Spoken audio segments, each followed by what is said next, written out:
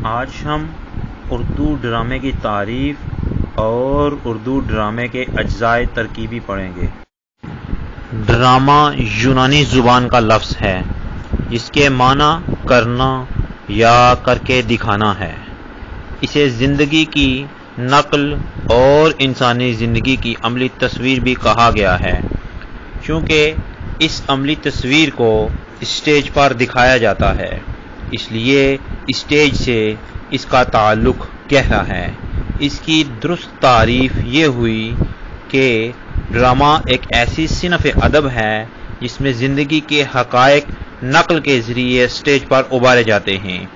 عام زبان میں اس کی تعریف یہ ہے: کسی قصے یا واقعے کو کرداروں کے ذریعے تماشائیوں کے روبرو عملاً پیش کرنا ڈرامہ ہے۔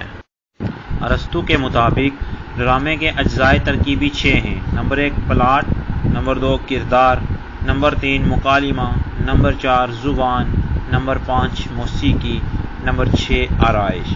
نمبر 1 پلاٹ کے بارے میں ہم پڑھتے ہیں۔ پہلے پلاٹ ڈرامے کا مرکزی کردار ہوتے ہیں۔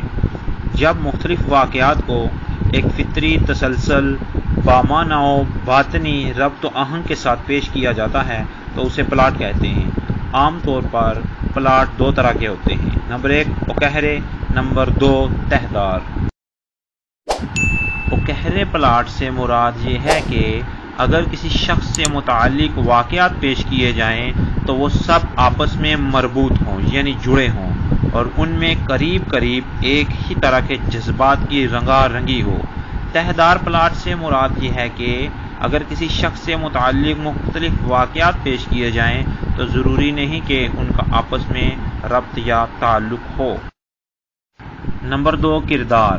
ڈرامے میں جو واقعات پیش آتے ہیں وہ کسی نہ کسی کردار کے سہارے پیش کیے جاتے ہیں، اس لیے ڈرامے میں کردار کو خاصی اہمیت حاصل ہے۔ لفظ کردار 2 معنی میں استعمال ہوتا ہے۔ ایک یہ کہ اس سے اشخاص کی اچھائی اور برائی کا احاطہ کیا جاتا ہے کہ یہ اچھے کردار کا آدمی ہے یا برے۔ دوسرا کردار ڈرامے میں پلاٹ کو پیش کرنے کے لیے استعمال ہوتا ہے۔ ہر کردار اپنی تعلیم، ماحول، نفسیات، سماج، تہذیب اور ثقافت کو اپنے ساتھ لیے ہوتا ہے۔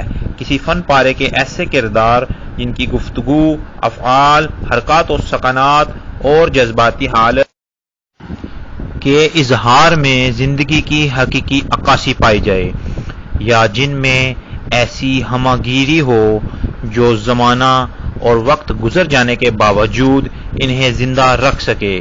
انہیں نہ صرف معیاری بلکہ متحرک اور زندہ کردار کہے جا سکتے ہیں۔ نمبر 3 مکالمہ۔ ڈرامہ چونکہ اسٹیج پر دکھایا جاتا ہے، اس لیے اکثر اشیاء یا کرداروں کو پیش کر دینا کافی ہوتا ہے۔ انہیں بیان نہ بھی کیا جائے تو بات مکمل ہو جاتی ہے، یعنی اسٹیج ڈرامے میں بہت سے ایسے مکالمے ہوتے ہیں جنہیں لکھا نہیں جا سکتا بلکہ کرداروں کی مدد سے پیش کر کے ان کی جسمانی حرکات و سکنات کے ذریعے ادا کیا جاتا ہے۔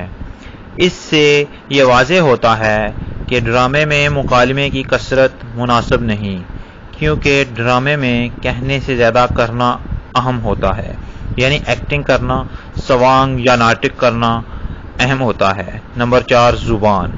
ارسطو کے مطابق ڈرامے کی زبان چست، درست اور وابستہ ہونی چاہیے۔ وہ زبان کو چوتھے درجے میں رکھتا ہے۔ ڈرامہ میں گفتگو کرنے کے لیے کسی نہ کسی زبان کا استعمال کرتے ہیں۔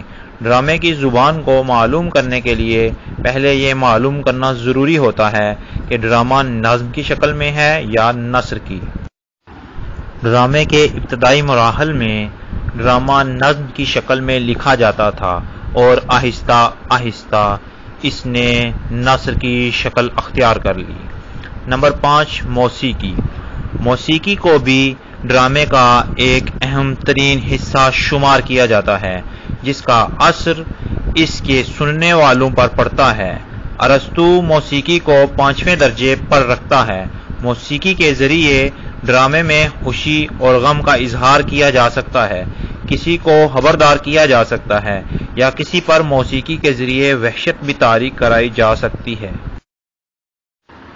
نمبر 6 آرائش۔ ارسطو نے آرائش کو چھٹے درجے میں رکھا ہے۔